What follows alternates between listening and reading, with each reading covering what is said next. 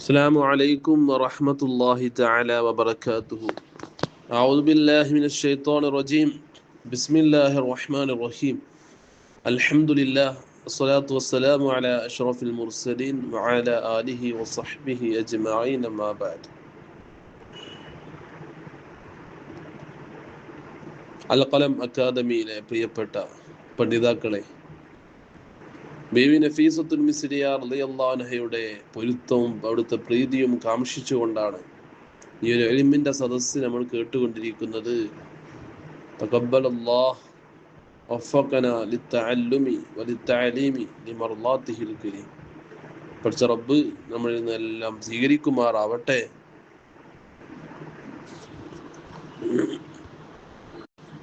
എല്ലാവരും രണ്ട് വരി പാടിയിട്ട് നമുക്ക് തുടങ്ങാം. ദാഹമൗത്തത് കൂട്ടിടും ഇബ്ലീസ് കൂസിനെ കാട്ടിടും, നേരം ലഈനവനാട്ടുവാൻ ബദരീങ്ങളാൽ തുണ റബ്ബനാ. ലാ ഇലാഹ ഇല്ലല്ലാഹു ലാ ഇലാഹ ഇല്ലല്ലാഹ് ലാ ഇലാഹ ഇല്ലല്ലാഹു മുഹമ്മദുർ റസൂലുള്ളാഹ്. എല്ലാ ബലാവും ആഫത്തും എടങ്ങേറുകൾ മുസീബത്തും ബീവി നഫീസ മഹദിയാൽ യമൈ കാക്കണം യാ റബ്ബനാ. ലാ ഇലാഹ ഇല്ലല്ലാഹു ലാ ഇലാഹ ഇല്ലല്ലാഹ് ലാ ഇലാഹ ഇല്ലല്ലാഹു മുഹമ്മദുർ റസൂലുള്ളാഹ്. അല്ലാഹു റളിയല്ലാഹുവിന്റെ പൊരുത്തം നമുക്കൊക്കെ നൽകുമാറാവട്ടെ. അവിടുന്ന് പ്രസവിച്ച സമയത്തുള്ള കാര്യങ്ങളായിരുന്നു നമ്മൾ സംസാരിച്ചിരുന്നത്. നഫീസ റളിയല്ലാഹു അൻഹ വലിയ മഹത്വമുള്ള പവറുള്ള പെണ്ണാണ്. അതുകൊണ്ട് തന്നെയാണ് എപ്പോ ബീവി എന്ത് ആഗ്രഹിച്ചാലും അത് അല്ലാഹു സുബ്ഹാനഹു വ തആല നടപ്പാക്കി കൊടുക്കും. എത്രത്തോളം? ഏതെങ്കിലും ഭക്ഷണം മഹദി നിസ്കരിക്കുന്ന സമയത്ത് അവിടെ എത്തുന്ന, ഓട്ടോമാറ്റിക്കായി അല്ലാഹു തആല അവിടെ എത്തിച്ചു കൊടുക്കുന്ന, എന്താഗ്രഹിച്ചാലും അല്ലാഹു നൽകുന്ന ഒരു പദവിയിലേക്ക് എത്തുക എന്നുള്ളത് പറഞ്ഞാൽ അത് 2.5 ദിവസത്തെ നിസ്കാരം കൊണ്ട് നമുക്ക് എത്തിപ്പിടിക്കാവുന്നതല്ല. ഒരുപാട് അല്ലാഹു ഇബാദത്ത് ചെയ്ത് കരസ്ഥമാക്കാൻ പറ്റുന്ന ഒരു പദവിയാണ് ആ പദവി. അത് കിട്ടിയ മഹദിയാണ് ബീവി നഫീസത്തുൽ മിസ്രിയ റളിയല്ലാഹു അൻഹ. അല്ലേ?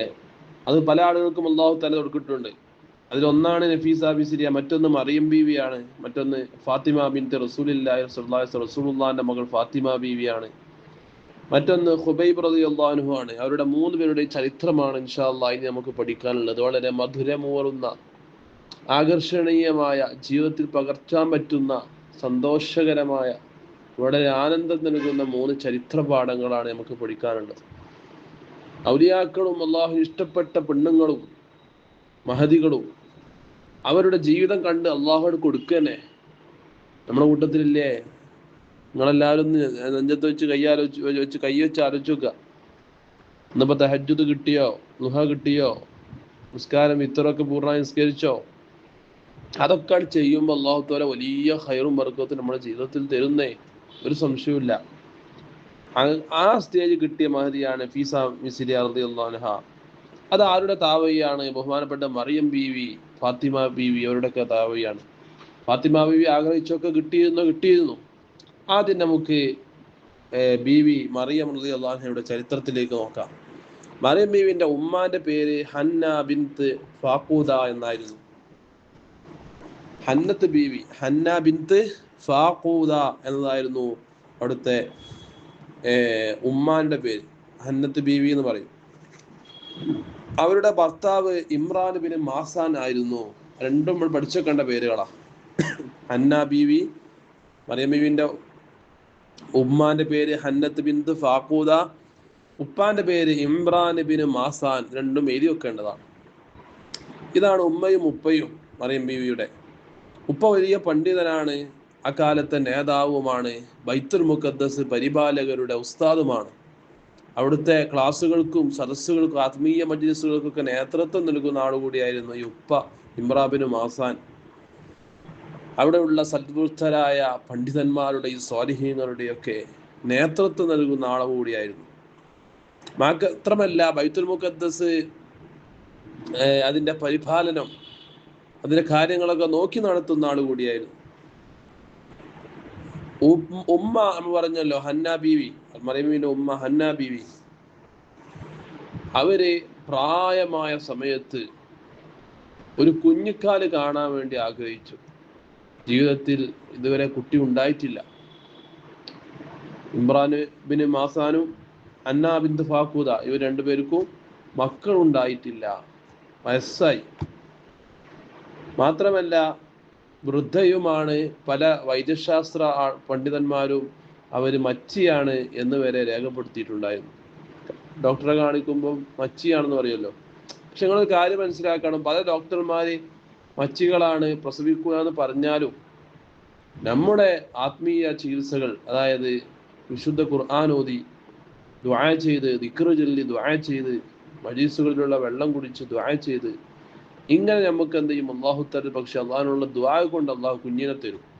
അതിന് മികച്ച ഉദാഹരണമാണ് ബഹുമാനപ്പെട്ട ഇബ്രാഹിം നബി അലൈഹി സ്വലാം മക്കളില്ലാഞ്ഞിട്ട് ദുആ ചെയ്ത് കുട്ടിയെ കിട്ടിയതാണ്. സക്കരിയ നബി അലൈഹിസ്സലാമിന് യഹിയ നബിയെ കിട്ടിയത് എങ്ങനെയാണ്? ദുആ ചെയ്ത് കിട്ടിയതാണ്. അതുപോലെ തന്നെ മറ്റൊരു ഉദാഹരണമാണ് ഈ മറിയം ബീവിയെ കിട്ടുന്നത്, ഹന്ന ബീവിക്ക് കിട്ടുന്നത് ദുആയിലൂടെയാണ്. അങ്ങനെ ഹന്ന ബീവി ഒരു ദിവസം ഇങ്ങനെ നിൽക്കുകയാണ്. ഒരു കുഞ്ഞിനെ വേണം, കുഞ്ഞിനെ പ്രസവിക്കണമെന്ന ആഗ്രഹം ഈ ഹന്ന ബിന്ത് ഫാക്കൂദ മഹദിക്ക് വരാൻ കാരണം തന്നെ ഒരു ദിവസം ഇങ്ങനെ നിൽക്കുന്ന സമയത്ത് ഒരു മരത്തിന്റെ മുകളിൽ നിന്ന് ഒരു ശബ്ദം കേട്ടു. നോക്കുന്ന സമയത്ത് ഒരു പക്ഷി അതിന്റെ കുഞ്ഞിന്, ഒരു അമ്മ പക്ഷി അതിന്റെ കുഞ്ഞിന് ഭക്ഷണം നൽകുന്ന സുന്ദരമായൊരു കാഴ്ച. എന്ത് രസം ഉണ്ടാവും! നമ്മൾ കാണാറില്ല, കൊക്കിൽ ഭക്ഷണം കൊണ്ട് കൊത്തി കൊടുക്കുകയാണ്. രാവിലെ 3:30-4 മണിയാകുമ്പോൾ ശബ്ദം കേൾക്കും. നമ്മുടെ വീടിന്റെ മുറ്റങ്ങളിലുള്ള മാവുകളിലും പ്ലാവുകളിലും മറ്റു മരങ്ങളിലൊക്കെ ഉള്ള പക്ഷികൾ അവരുടെ ആഹാരം തേടി നാനാ ദിക്കിലേക്കും പറന്നു പോവുകയാണ്. എന്ത് സുന്ദരമായ കാഴ്ചയാണ്! ആ കൂട്ടിൽ കിടക്കുന്ന ചെറിയ കുഞ്ഞുങ്ങൾക്കുള്ള ഭക്ഷണം അവ കൊണ്ടുവരികയാണ്. സൂര്യൻ അസ്തമിക്കാനാകുമ്പോഴേക്കും പറക്കമുറ്റാത്ത തന്റെ കുഞ്ഞുങ്ങൾക്ക് സംരക്ഷണം നൽകാൻ വേണ്ടി ആ തള്ളപ്പക്ഷികൾ കൂട്ടിലേക്ക് വരുന്നൊരു സന്ദർഭമുണ്ട്, സാഹചര്യമുണ്ട്. അള്ളാഹുവിൽ തവക്കുലായിക്കൊണ്ടാണ് അവർ പോകുന്നത്. മനുഷ്യനൊക്കെ കൂർക്കം വലിച്ചുറങ്ങുന്നൊരു സമയമാണ്. എന്നിട്ടും അവ എഴുന്നേറ്റ് തസ്ബീഹ് ചൊല്ലി പോവുകയാണ്. അള്ളാഹു തആല അവക്കുള്ള ഭക്ഷണം കൊടുക്കുന്നു. അപ്പോൾ ഈ ഒരു കാഴ്ചയാണ് ഹന്ന ബിന്ത് ഫാക്കൂദ ബീവി കാണുന്നത്. അവ കുഞ്ഞിനിങ്ങനെ ഭക്ഷണം കൊടുക്കണം. ഹന്നത്ത് ബീവി ആഗ്രഹിച്ചു, പടച്ചോനെ, എനിക്കും ഇതുപോലെ ഒരു കുഞ്ഞുണ്ടായിരുന്നുവെങ്കിൽ എനിക്ക് ഭക്ഷണം കൊടുക്കാമായിരുന്നല്ലോ, ഇതുപോലെ കുഞ്ഞുണ്ടായിരുന്നെങ്കിൽ എനിക്കും ലാളിക്കാമായിരുന്നല്ലോ. അപ്പോൾ തന്നെ ദുആ ചെയ്തു, അല്ലാഹുമ്മ ഇന്നലക അലയ്യ നസ്റൻ ഇൻ റസഖതനി വലദൻ അൻ അതസദ്ദഖ ബിഹി അലാ ബൈത്തുൽ മുഖദ്ദസ്. പടച്ചോനെ, എനിക്കൊരു കുഞ്ഞിനെ തരാണെങ്കിൽ ആ കുഞ്ഞിനെ ഞാൻ ബൈത്തുൽ മുഖദ്ദസിലേക്ക് നേർച്ചയാക്കിയിരിക്കുന്നു. നേർച്ചക്ക് വലിയ ഫലമാണ്.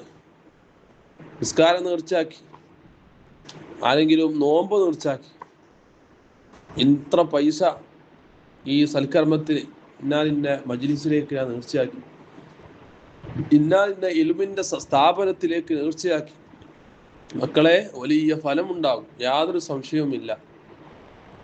നേർച്ച എന്നുള്ളത് അത്രക്ക് പവിത്രതയുള്ള മുത്തുനബി സല്ലല്ലാഹു അലൈഹി വസല്ലം പഠിപ്പിച്ച കാര്യമാണ്. നമ്മൾ മൊയ്‌ദീൻ ഷേഖിന്റെ പേരിൽ കോഴിയെ നേർച്ചയാക്കുന്നു, ആടിനെ നേർച്ചയാക്കുന്നു. മക്കളില്ലാത്തവർ കവരത്തി കാസിം അലില്ലാഹി ഖദ്ദസല്ലാഹു സിർഹുൽ മഹാനവറുടെ പേര് നേർച്ചയാക്കുന്നു. അത് മുഖേന ഫലം കാണുകയും ചെയ്യുന്നു. പണം എന്ത് ചെയ്യുന്നു? അവിടേക്ക് നേർച്ചയാക്കി വെക്കുകയാണ്. 313 രൂപ അല്ലെങ്കിൽ ഇത്ര ഒരു ആട്. നേർച്ചകൾക്ക് ഫലമുണ്ടെന്നും അത് കാണിച്ചു തന്ന മതവുമാണ് ശുദ്ധമായ ഇസ്ലാം. അതുകൊണ്ട് ചില ആളുകൾ പറയും, കുട്ടി ഉണ്ടായാൽ ഞാൻ ഹാഫിളാക്കും, ഇൻഷാ അല്ലാഹ് നിന്റെ ഖുർആൻ പഠിച്ച ഹാഫിളാക്കും എന്ന് ഞാൻ നേർച്ചയാക്കുന്നു. ആ കുട്ടിണ്ടായ സംഭവങ്ങൾ ഉണ്ടായിട്ടുണ്ട്. ഞാൻ ഇന്ന ദീനി സ്ഥാപനത്തിലേക്ക് ഞാൻ സ്വർണം എന്ത് ചെയ്യുന്നു, കുട്ടിണ്ടായ നേർച്ചയാക്കും, പഠിച്ച റബ്ബേ കരുതുന്നവരുണ്ട്. അതുകൊണ്ടാണ് മഹത്തുക്കൾ പഠിപ്പിച്ചത് നേർച്ചകൾക്ക് വലിയ ഫലമുണ്ട്, മാത്രമല്ല അത് അല്ലാഹു തആലക്ക് ഏറ്റവും ഇഷ്ടപ്പെട്ട ഒരു ഇബാദത്ത് കൂടിയാണ്. വിശുദ്ധ ഇസ്ലാമിലെ നേർച്ച വളരെ പുണ്യമുള്ള കാര്യമാണ്. മാത്രമല്ല, എന്താണ് നേർച്ച നമ്മൾ പഠിച്ചിരിക്കണം. എന്തിനാണ് നേർച്ച എന്ന് പറയുന്നത്? നമ്മുടെ ഫത്ഹുൽ മുഈൻ ബഹുമാനപ്പെട്ട ഇമാം സൈനുദ്ദീൻ മഖ്ദൂം റളിയല്ലാഹു അൻഹു, ചെറിയ സൈനുദ്ദീൻ മഖ്ദൂം റളിയല്ലാഹു അൻഹുവിന്റെ കിതാബാണ് ഫത്ഹുൽ മുഈൻ. ഫത്ഹുൽ മുഈൻ എന്ന സൈനുദ്ദീൻ മഖ്ദൂം, ചെറിയ സൈനുദ്ദീൻ മഖ്ദൂം, അവര് കണ്ണൂരാണ് മറവിട്ട് കിടക്കുന്നത്. കുഞ്ഞിപ്പള്ളി നിങ്ങൾ കേട്ടിട്ടുണ്ടാവും. കണ്ണൂരിലെ കുഞ്ഞിപ്പള്ളിയിലാണ് ബഹുമാനപ്പെട്ട മക്കാമുള്ള, അല്ലാഹു അവിടുത്തെ ദർജ ഉയർത്തി കൊടുക്കട്ടെ. അവരുടെ കിതാബാണ് ഫത്ഹുൽ മുഈൻ. അതിന് മഹാനവറുകൾ പറയുന്നുണ്ട് എന്താണ് നേർച്ച എന്നുള്ളത്. അത് പ്രത്യേകം ശ്രദ്ധിക്കണം. നിർബന്ധമല്ലാത്ത ഒരു പുണ്യകർമ്മം അത് ചെയ്യാൻ തീർച്ചപ്പെടുത്തുന്നതിനാണ് നേർച്ച എന്നറിയാം. ഞാൻ ആ കാര്യം ചെയ്യുമെന്ന് തീർച്ചപ്പെടുത്തുക പറഞ്ഞാൽ ഉറപ്പിക്കുക. അപ്പൊ പുണ്യമാക്കപ്പെട്ട ഒരു കർമ്മം നിർബന്ധമല്ലാത്ത, ഉദാഹരണം പറഞ്ഞാല് സുന്നത്തുസ്കാരം എന്ത് ചെയ്യുന്നു, ഞാൻ നിസ്കരിക്കും എന്ന് തീർച്ചയാക്കുന്നു. അപ്പൊ കാര്യം നിർബന്ധമായി. മൊയ്തീൻ ഷെയ്ഖിന്റെ പേരിന്റെ കുട്ടീന്റെ അസുഖം സുഖപ്പെട്ടാൽ ഞാൻ എന്ത് ചെയ്യും, ഒരു ആടിനെ നേർച്ചയാക്കും. അപ്പൊ പുണ്യകർമ്മമാണ്. ഒരു ആടിനെ ദാനം ചെയ്യാന്നുള്ളത് പുണ്യകർമ്മല്ലേ. അത് ചെയ്യുമെന്ന് ഉറപ്പിച്ച് പറയുമ്പോൾ എന്തായി, നേർച്ചയായി. അതിനാണ് നേർച്ച അറിയാം. വലിയ പുണ്യമുള്ള കാര്യമാണ്. മാത്രമല്ല, ഖുർആനിൽ അല്ലാഹു മുഅ്മിനീങ്ങളെ പറ്റി പറഞ്ഞ സ്ഥലത്ത് പറഞ്ഞിട്ടുണ്ട്, അവർ നേർച്ചകളെ പൂർത്തിയാക്കി കൂട്ടുന്നവരും ആണ് എന്ന്. മനസ്സിലായോ? ഒരുപാട് തെളിവുകൾ നേർച്ച വിഷയത്തിൽ പറയാണ്ട്. ബഹുമാനപ്പെട്ട അബൂബക്കർ സിദ്ദീഖ് റളിയല്ലാഹു അൻഹു ഹറമിലേക്ക്, മക്കയിലേക്ക് പുറപ്പെടുമ്പോൾ മുത്ത് റസൂലുള്ളാഹി സ്വല്ലല്ലാഹു അലൈഹി വസല്ലം ഒരുപാട് ഒട്ടകങ്ങളെ നേർച്ചയാക്കിയിട്ട് കൂടെ കൊടുത്തയച്ചു എന്ന് ചരിത്രത്തിൽ കാണാം. കഅബയിലേക്ക്, ഹറമിലേക്ക് ആടുകളെയൊക്കെ നേർച്ചയാക്കാറുണ്ട്. എന്നിട്ട് അതിന്റെ ഒരു ചെരുപ്പിന്റെ മാല ഉണ്ടാക്കിയിട്ട് അണിഞ്ഞൊടുക്കും, അല്ലെങ്കിൽ എന്തെങ്കിലും കയറ് കിട്ടും. അതുപോലെ നമ്മളിപ്പോൾ കാണാറുണ്ട് ഉള്ളാൾ ദർഗയിലേക്കും എരുമാൾ ദർഗയിലേക്കും മാടുകളൊക്കെ നേർച്ചയാക്കുന്നത്. അതൊക്കെ പുണ്യമുള്ള കാര്യമാണ്. നമ്മുടെ ഉദ്ദേശങ്ങൾ പൂർത്തിയായി കൂടുകയും ചെയ്യും അത് കാരണത്താൽ. അപ്പോ അല്ലാഹു തആലയോടുള്ള ഇബാദത്ത് തന്നെയാണ് ഈ മഹാന്മാരായ മഹത്തുക്കൾ മുഖേന നമ്മൾ നേർച്ചയാക്കുക. മനസ്സിലായോ? അപ്പൊ രണ്ട് വിധത്തിലാണ് നേർച്ച ഉള്ളത്. ഒന്ന് നിരുപാധിക നേർച്ച, രണ്ട് സ്വാഭാവിക നേർച്ച. അതായത് ഒരു ഉപാധിയും ഇല്ലാതെ നേർച്ചയാക്കുമല്ലോ. ഞാന് പള്ളിയിലേക്ക് തേങ്ങ നേർച്ചയാക്കി, ഉദ്ദേശങ്ങളൊന്നുമില്ല വേറെ. അല്ലെങ്കിൽ ഒരു 313 രൂപ ഞാൻ മദ്രസയിലേക്ക് നേർച്ചയാക്കി എന്നൊക്കെ നമ്മൾ പറയും. ഇനി എൻ്റെ അസുഖം സുഖപ്പെടാൻ വേണ്ടി ഞാൻ എന്ത് ചെയ്യുന്നു, പള്ളി നേർച്ചയാക്കുന്നു. അത് സുഖമായാൽ ഞാൻ എന്ത് ചെയ്യും, ഒരു പവൻ സ്വർണം കൊടുക്കും. ഞാൻ എൻ്റെ കടം വീടിയാൽ, എൻ്റെ വീട് പണി കഴിഞ്ഞാൽ, അല്ലെങ്കിൽ എനിക്കൊരു കുട്ടി ഉണ്ടായാൽ ഞാൻ 2 പവൻ സ്വർണം ആ സ്ഥാപനത്തിലേക്ക് അല്ലെങ്കിൽ ആ ദീനി സ്ഥാപനത്തിലേക്ക് ഞാൻ കൊടുത്തേക്കും. ഇത് സ്വാഭാവിക നേർച്ചയാണ്. ഒരു കാര്യം ബന്ധപ്പെടുത്തി നേർച്ചയാക്കാണ്. അപ്പൊ ആ കാര്യം നടന്നാൽ മാത്രം ഈ നേർച്ച കിട്ടിയാൽ മതി.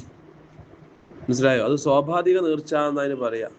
മറ്റത് നിരുപാധിക നേർച്ച, തബറുക്കിന്റെ നേർച്ച എന്നതിനെ പറ്റി പറയും.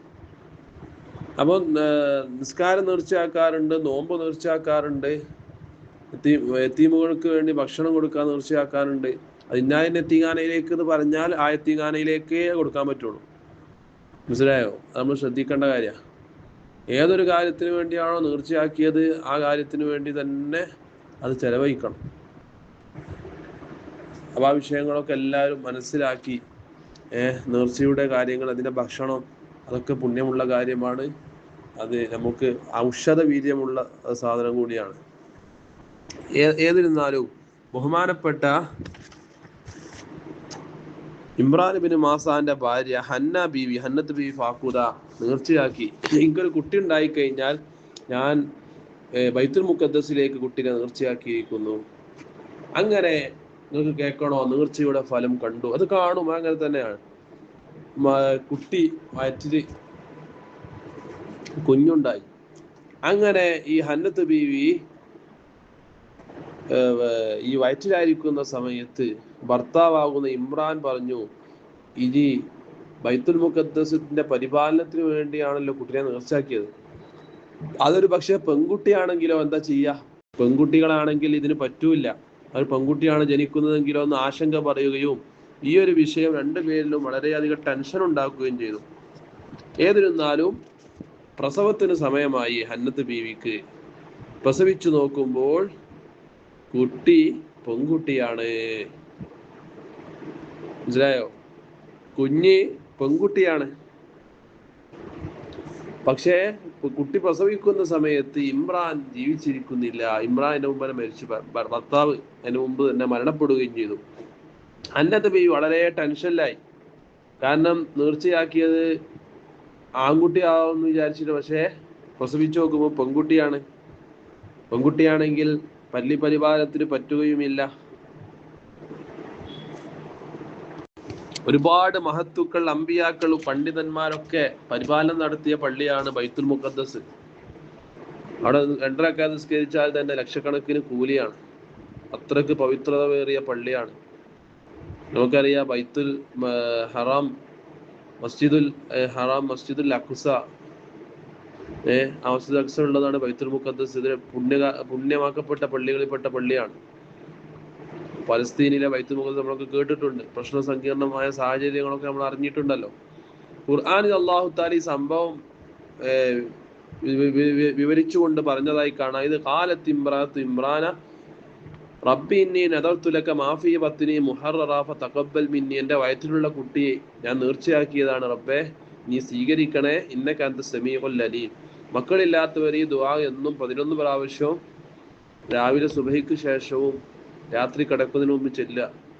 ഈ ഒരു ഉദ്ദേശം വെക്കുക, കുഞ്ഞുണ്ടാവണം എന്ന്. അല്ലാഹു തആല സ്വാലിഹീങ്ങളായ സന്താനങ്ങളെ തരും. അല്ലാഹു മക്കളില്ലാത്തവർക്കൊക്കെ സ്വാലിഹീങ്ങളായ മക്കളെ തരുമാറാവട്ടെ. ഗർഭിണികൾക്ക് അല്ലാഹു സുഖപ്രസവം നൽകുമാറാവട്ടെ. ഈ മജ്ലിസിന്റെ ബർക്കത്ത് കൊണ്ട് എല്ലാ ഉദ്ദേശങ്ങളും അല്ലാഹു പൂർത്തീകരിക്കട്ടെ. അപ്പോൾ ഇമ്രാന്റെ ഭാര്യ എങ്ങനെ നേർച്ചയാക്കിയവർ അല്ലാഹുവിനോട് ദുആ ചെയ്തു. ഫലമ്മാ വളഅത്ഹാ, എന്നാ പ്രസവിച്ചു നോക്കുമ്പോൾ ഒരു പെൺകുഞ്ഞാണ് ഹന്നത്ത് ബീവിക്ക് കിട്ടിയത്. കാലത്ത് അപ്പോൾ ബീവി പറഞ്ഞു, റബ്ബി ഇന്നി വളഅതു ഉൻസ വല്ലാഹു അഅലം ബിമാ വളഅത് വലൈസ ദക്കറു കൽ ഉൻസ. പടച്ച റബ്ബേ, ഞാൻ പ്രസവിച്ചത് പെൺകുട്ടിനെയാണ്. ആൺകുട്ടികളെ പോലെ അല്ലല്ലോ പെൺകുട്ടികള്. അവരെ ഈ പറഞ്ഞ പരിപാലനത്തിനൊന്നും പറ്റൂലല്ലോ റബ്ബേ. അതുകൊണ്ട് വൈന്നീ സമ്മൈതുഹാ മറിയം, ഈ കുട്ടിക്ക് ഞാൻ മറിയം എന്നാണ് പടച്ച റബ്ബേ പേരിട്ടത്. ശൈത്താന്റെ ഷർറിൽ നിന്ന് എൻ്റെ കുട്ടീനെയൊക്കെ രക്ഷപ്പെടുത്തണേ. ഈ പൈശാചികമായ ബുദ്ധിമുട്ടും ഷർറുകൾ ഒഴിവാക്കാൻ വേണ്ടിയാണ് പ്രസവിക്കുന്ന സമയത്ത് നമ്മൾ കുട്ടികൾക്ക് ബാങ്കും ഇഖാമത്ത് കൊടുക്കണേ. ആൺകുട്ടിയാണെങ്കിലും കൊടുക്കണം, പെൺകുട്ടിയാണെങ്കിലും കൊടുക്കണം. വലത് ചെവിയിൽ ബാങ്കും ഇടത് ചെവിയിൽ ഇഖാമത്തും കൊടുക്കണം.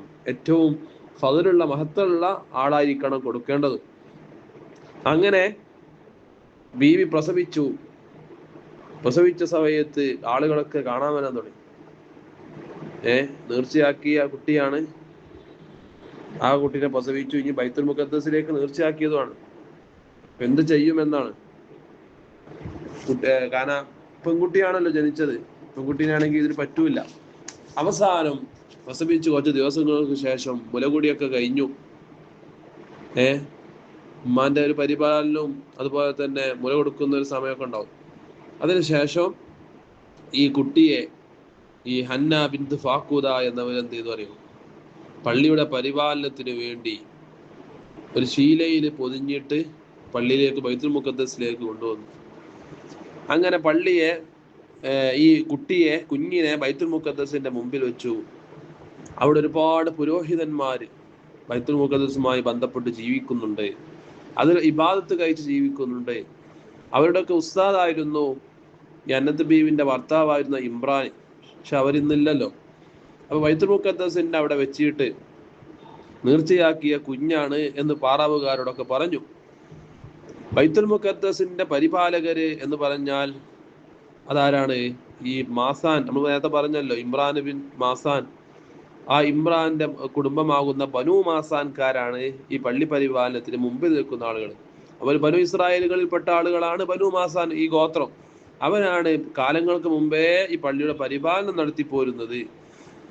കഅബയിലുള്ള പാറാവുകാരെ പോലെയാണ് ബൈത്തുൽ മുഖദ്ദസിൽ ഈ പറഞ്ഞ ഹാറൂന്റെ മക്കൾ, അബ്നാഉ ഹാറൂൻ. ഹാറൂൻ നബി അലൈഹിസ്സലാമിന്റെ മക്കളാണ് ഈ ജോലി കാലങ്ങളായി തുടർന്നു പോരുന്നത്.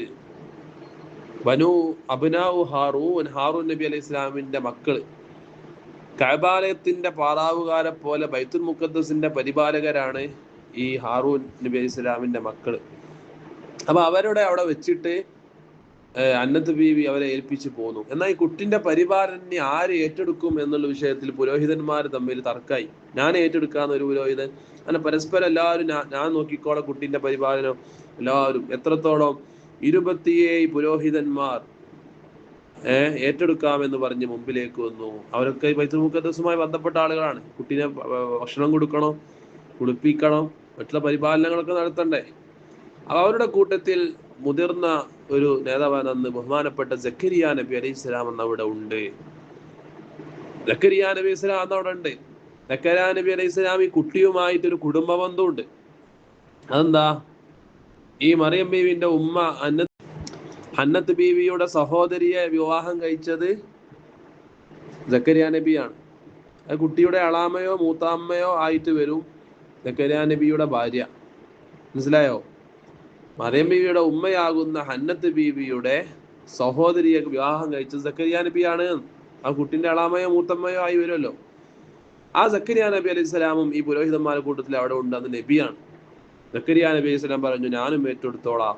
അങ്ങനെ 27 ആളുകളും ഈ കുട്ടിയുടെ വിഷയത്തിൽ തീരുമാനം കാണാൻ വേണ്ടിയിട്ട് നദീക്കരയിലേക്ക് പോയി.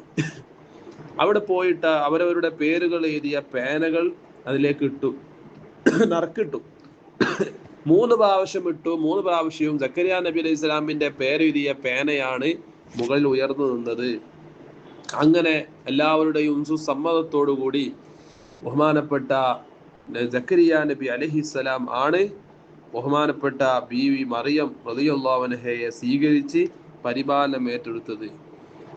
ഒന്നാമത് നമ്മൾ പറഞ്ഞല്ലോ, അവരുടെ എളാപ്പ മൂത്താപ്പായിട്ട് വരും. എളാമ മൂത്തമ്മയുടെ ഭർത്താവാണല്ലോ മറിയം ബീവിയുടെ. ആ നിലക്ക് അല്ലാഹു സുബ്ഹാനഹു വ തആല നൽകിയൊരു അവസരം, കുട്ടിക്ക് നൽകിയൊരു ഭാഗ്യം കൂടിയാണ്. അങ്ങനെ സക്കരിയ നബി അലൈഹിസ്സലാം വലിയ സ്ഥാനമാണ് ഈ കുട്ടിക്ക്, മറിയം ബീവിക്ക് ആ ബൈത്തുൽ മുഖദ്ദസ് പള്ളിയിലും മറ്റുള്ള കാര്യങ്ങൾക്കൊക്കെ നൽകിയത്. ഇബാദത്ത് വളർന്നു വലുതായപ്പോൾ ഇബാദത്ത് ചെയ്യാനുള്ള അവസരങ്ങൾ ഉണ്ടാക്കി കൊടുത്തു. അവിടെ നിസ്കരിക്കാനും മറ്റുള്ള കർമ്മങ്ങൾക്കും ഒക്കെ ഉള്ള എല്ലാ സൗകര്യങ്ങളും സക്കരിയ നബി ഒരുക്കി കൊടുത്തു. ഈ കുട്ടിന്റെ ഒരു പ്രത്യേകത എന്താ? ഈ മറിയം ബീവിയുടെ പകലും രാത്രിയും ഒക്കെ ഇബാദത്ത് തന്നെ. ബനൂ ഇസ്രായേലുകാർ പറയും ഇബാദത്തിന്റെ വിഷയത്തില് ഈ മറിയമിനെ പോലെ ആവണം ഇബാദത്ത്. അല്ലെങ്കിൽ നല്ല നിസ്കരിക്കുന്ന പെണ്ണുങ്ങളാണെങ്കിൽ എന്താ പറയും, ഇതെന്താ മറിയമിന്റെ മാതിരി. നല്ല നോമ്പൊൽക്കുന്ന പെണ്ണുങ്ങളുണ്ടെങ്കിൽ ഇതെന്താ മറിയമിന്റെ മാതിരി. അങ്ങനെ ഒരു മറിയം ബീവിനെ പറ്റി ഇങ്ങനെ ഉപമ പറയാൻ തുടങ്ങി ബനൂ ഇസ്രായേലിൽ. അത്രക്ക് നല്ല ഇബാദത്ത് ചെയ്യുമായിരുന്നു. അങ്ങനെ ബീവി ആളുകൾക്കിടയിൽ ബൈത്തുൽ മുഖദ്ദസിൽ മാത്രമല്ല അതിന് പുറത്തൊക്കെ പ്രശസ്തി ആർജിച്ചു കൊണ്ടിരുന്നു. വലിയ സ്ഥാനങ്ങൾ ബീവിയെ തേടിയെത്തി. മാത്രമല്ല സക്കരിയ നബി അലൈഹി സ്വലാം ഇടയ്ക്കിടെ ബീവിയെ കാണാൻ വരുന്ന സമയത്തുണ്ട് അവിടെ ഭക്ഷണം, സുഭിക്ഷമായ നല്ല മാധുര്യമുള്ള ഇമ്പമുള്ള നല്ല ഭക്ഷണമാണ് ഉണ്ടാവും. ആ നാട്ടിലൊന്നും കാണാൻ പറ്റാത്ത ഭക്ഷണങ്ങളും പഴങ്ങളും ഒക്കെ ഉണ്ടാവുക. ചൂടുകാലത്ത് ചിലപ്പം തണുപ്പ് കാലത്ത് കിട്ടേണ്ട ഫലങ്ങള് ഫ്രൂട്ട്സുകളൊക്കെ കിട്ടും, കായ്കനികളൊക്കെ കിട്ടും. മഴക്കാലത്തോ വേനൽക്കാലത്ത് മാത്രം വിളവെടുക്കപ്പെടുന്ന ചില ഫ്രൂട്ട്സുകളുണ്ട്, അത് വേനൽക്കാലത്തും കിട്ടും. അങ്ങനെ എല്ലാ കാലത്തും എല്ലാ ഫ്രൂട്ട്സുകളും മഹദിയുടെ പക്കൽ നിന്ന് കിട്ടാൻ തുടങ്ങി. അപ്പൊ സക്കരിയ നബി അലൈഹി സ്വലാം അത്ഭുതത്തോടെ മറിയം ബീവിയോട് ചോദിക്കുന്നുണ്ട്, അന്നാലക്കി ഹാദാ, ഉടുന്ന പെണ്ണെ മറിയമേ ഇതൊക്കെ കിട്ടിയത്? അപ്പൊക്കെ ചെറിയ കുട്ടിയാകുന്ന മറിയം ബീവി പറയത്രേ, ഉവമിന് എന്തില്ല, അള്ളാന്റെ അടുത്ത് നിന്ന് കിട്ടിയത്, അള്ള തന്നതാണ്. അതാണ് ഉമ്മമാരെ, എന്റെ സഹോദരിമാരെ, നല്ല ഇബാദത്ത് ചെയ്ത് അള്ളാഹ്ക്ക് ഇഷ്ടപ്പെട്ട അള്ള വേണ്ടതൊക്കെ തരും. വമൻ യതവക്കൽ അലല്ലാഹി ഫഹുവ ഹസ്ബുഹു എന്നാണല്ലോ മുത്തുനബി സ്വല്ലല്ലാഹു അലൈഹി വസല്ലം പറഞ്ഞു. ആരെങ്കിലും അള്ളാഹുവിൽ ഒരു കാര്യം വരമേൽപ്പിച്ച് ഇറങ്ങിയാൽ അള്ള മതി. ഈ ഭൂമിയിലുള്ള എല്ലാവർക്കും റിസ്ക് കൊടുക്കുന്ന അള്ളാഹു ഏറ്റതാ. ചെറിയ ഉറുമ്പിന് പോലും, ചെറിയ പ്രാണികൾ, നമ്മൾ കണ്ണുകൊണ്ട് കാണാത്ത മൈക്രോ ഉപകരണങ്ങളെ കൊണ്ട് മാത്രം കാണാൻ പറ്റുന്ന ചില ജീവികളുണ്ട്, ലെൻസൊക്കെ ഉപയോഗിച്ച്. അവർക്ക് വരെ ഭക്ഷണം കൊടുക്കുന്നത് ഖാലിഖായ റബ്ബാണ്. റബ്ബ് ഏറ്റെടുത്ത വിഷയമാണ്. വല്ലാഹു യർസുഖു മൻ യശാ ബിഗൈരി ഹിസാബ്. അള്ളാഹു ഉദ്ദേശിച്ചവർക്കൊക്കെ ഓൻ റിസ്ക് കൊടുക്കും, യാതൊരു വിചാരണ നേരിടേണ്ട ആവശ്യമില്ല. ആ നിലക്ക് അള്ളാഹു താല റിസ്ക് കൊടുക്കുന്ന മാമിൻ ബഹീമത്തിൻ ഫിൽ അർളി വലാ ത്വായിരി യതീറു ഇല്ലാ അലല്ലാഹി റിസ്ഖുഹാ. മുത്ത് റസൂലുള്ളാഹി സ്വല്ലല്ലാഹു അലൈഹി വസല്ലം പറഞ്ഞു, ഈ ഭൂമി ലോകത്തുള്ള എല്ലാ പ്രാണികളും മൃഗങ്ങളും ജീവജാലങ്ങളും ആകാശത്തൂടെ പറക്കുന്ന പക്ഷികളും ഇതിന്റെ ഒക്കെ റിസ്ക് അള്ളാഹു താല ഏറ്റെടുത്തതാണ്. അത് അള്ളാഹു താല നൽകുകയും ചെയ്യും. ഏതായാലും മറിയം ബീവിക്കും അള്ളാഹു സുബ്ഹാനഹു വ തആല അങ്ങനെയാണ് കൊടുത്തത്. ഫതഖബ്ബലഹാ റബ്ബുഹാ ബിഖബൂലിൻ ഹസനിൻ. വിശുദ്ധ ഖുർആനിൽ അള്ളാഹു പറഞ്ഞതായി കാണാം, നല്ല സ്വീകാര്യതയാണ് ബീവിക്ക് അള്ളാഹു തആല കൊടുത്തത്. സക്കറിയ നബി ഇസ്ലാം എപ്പോഴും അവിടെ ഈ പറഞ്ഞ ഈ ഭക്ഷണങ്ങൾ, പഴങ്ങൾ എത്തിക്കുമായിരുന്നു. ചെറിയ കുട്ടിയാണ്, എന്നിട്ട് പോലും അള്ളാഹു തആല അത് കൊടുക്കും. എങ്ങനെ കിട്ടുന്നത് അതൊന്നും അറിയില്ല. അതാണ് അള്ളാഹു സുബ്ഹാനഹു വ തആല ഒരാളെ ഇഷ്ടപ്പെട്ട് കഴിഞ്ഞാൽ പടച്ചറബ്ബ് ധാരാളം വാരിക്കോരി കൊടുക്കും. ആ ഒരു സ്വഭാവം അള്ളാഹു തആല മഹാന്മാർക്ക്, മഹത്തുക്കൾക്ക് നൽകിയതാണ്. അത് തന്നെയാണ് മഹദി ഹന്ന ബീവി, അവരുടെ മകൾ മറിയം ബീവി റളിയല്ലാഹു അൻഹ അള്ളാഹു കൊടുത്തത്. ആ ഒരു വിശേഷണം ആർക്കുമുണ്ട്? നഫീസത്തുൽ മിസ്രിയ റളിയല്ലാഹു അൻഹക്കുണ്ട്, ഫാത്തിമ ബീവിക്കുണ്ട്. ഇൻഷാ അല്ലാഹ് എന്താണ് ഫാത്തിമ ബീവിക്ക് ഇത്തരത്തിൽ അത്ഭുതങ്ങൾ, കറാമത്തുകൾ ഉള്ളത് എന്ന് നാളെ നമുക്ക് സംസാരിക്കണം. ഫാത്തിമ ബീവിയുടെ ചരിത്രമാണ് ഇൻഷാ അല്ലാഹ് അടുത്ത ക്ലാസ്സിൽ നമ്മൾ പ്രതിപാദിക്കുന്നത്.